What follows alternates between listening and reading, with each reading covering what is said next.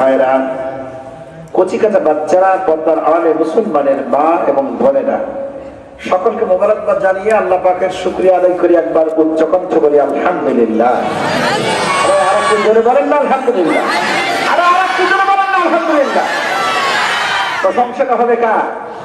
আর একটু জোরে বলেন। আল্লাহ প্রশংসা করলে আল্লাহ খুশি হয়, ঠিক কিনা বলেন? এটা তো বাস্তব কথা যে দুনিয়ায় মানুষের প্রশংসা না করলেও মানুষ কিন্তু খুশি হয় না, ঠিক কিনা বলেন? মুসলমান, দুনিয়ায় মানুষের প্রশংসা না করলে মানুষ খুশি হয় না। এটা আমি দেখেছি বাস্তবে।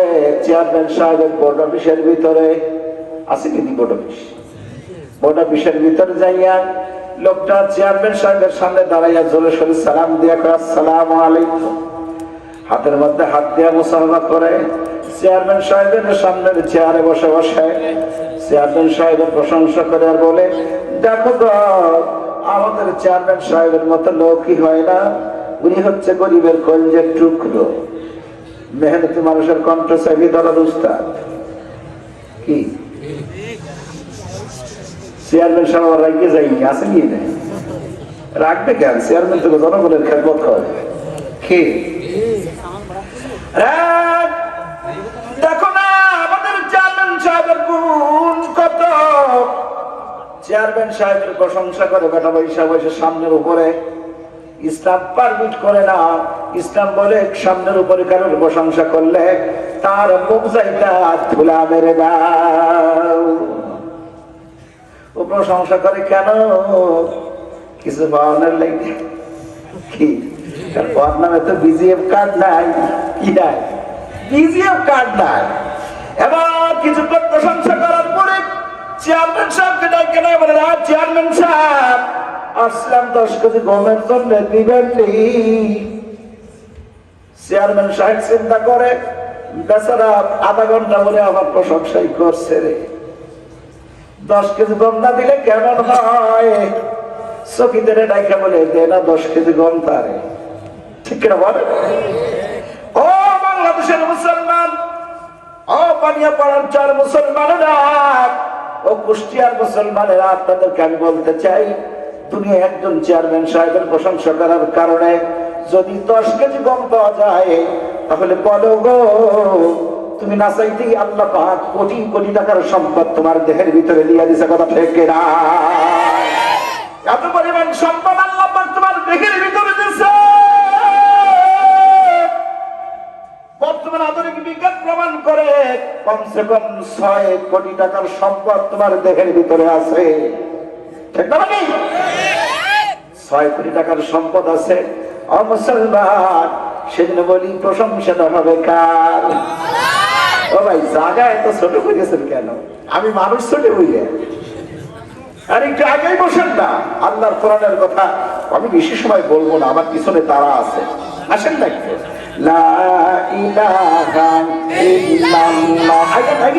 আরেকবার বসছিলেন নড়ে চড়ে বসে, একেবারে একটু খালি জায়গা থাকবে না।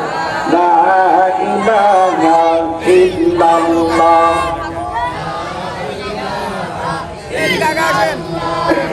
লা ইলাহা আগে লা ইলাহা ইল্লাল্লাহ।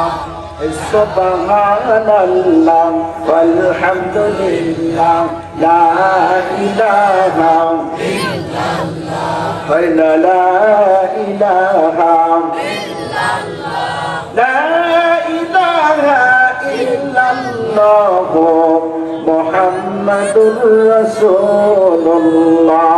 সকলে বলুন সাল্লাল্লাহু মুসলমান সিজদা বলতেছিলাম আল্লাহ সুবহানাহু ওয়া তাআলা তোমার শরীরের বডির ভিতরে কত পরিমাণ সম্পদ দান করেছে। দেখো যুবক রে, যদি আল্লাহ পাক তোমার সবকিছুই দান করেছে, আল্লাহ পাক যদি চিন্তা করতেন তোমার সবকিছুই দিলাম, খালি চক্ষু দুইটা দিব না, তাইলে তুমি বিশ্বকাপ দেখতে পারতে না। কথা কয় না? বিশ্বকাপ দেখতে পারতাম না যুবক, বিশ্বকাপের কাছেও যাইতে পারতাম না। আজকে দেখো বাংলাদেশের যুবকেরা বিশ্বকাপ থেকে একটা সুন্দর শিক্ষা বের হয়ে গেছে।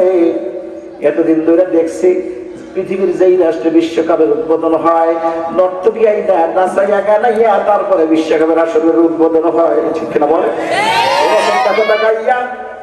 2022 সালে বিশ্বকাপ উদ্বোধন হলো কাতারের জমিনে। এটা একটা মুসলিম রাষ্ট্র, মুসলমানেরাও যে পারে সেটা কাতারে দেখাই দিছে, কথা ঠিক কিনা? মুসলমানেরা যে পারে সেটা কাতার দেখাই দিছে। দেখো না তুমি কাতারের দিকে তাকাইয়া, ওই বিশ্বকাপের উদ্বোধনটা এত সুন্দর করিয়া উপস্থাপন করা হলো। আল্লাহর কোরআন দিয়া বিশ্বকাপের উদ্বোধন হলো। জোরে কন্যা সুবহানাল্লাহ। কোরআনে কারিমের সূরা হুজরাতের 13 নম্বর আয়াত, যেই ছেলেটা পড়ে তুমি তাকাই দেখো, তোমার মতো যুবক, এমন যুবক আল্লাহ পাক তোমার পরিবারে সুন্দর করিয়া দেয়।